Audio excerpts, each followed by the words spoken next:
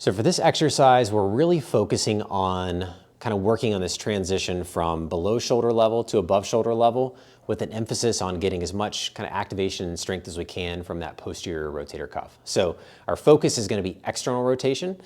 So Katie here's lying on her back. She's got the back of the wrist pushed into this towel. So I've got a little furniture slider there so that the arm kind of moves fluidly. We're not getting caught on anything. And that towel kind of elevates things a little bit, but also gives her something to push into. So what I'm gonna have her do is she's gonna push the back of the wrist down into that towel, but you wanna make sure that there's some space between the elbow and the floor. So we don't want the elbow down on the floor the whole time.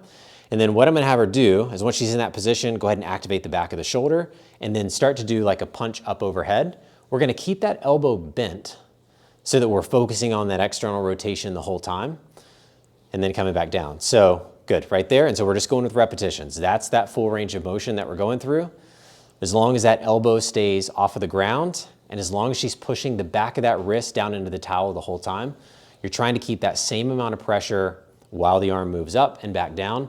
And what you should feel is that back, right on the back of the shoulder blade, those muscles, that kind of posterior rotator cuff, those external rotators are really working.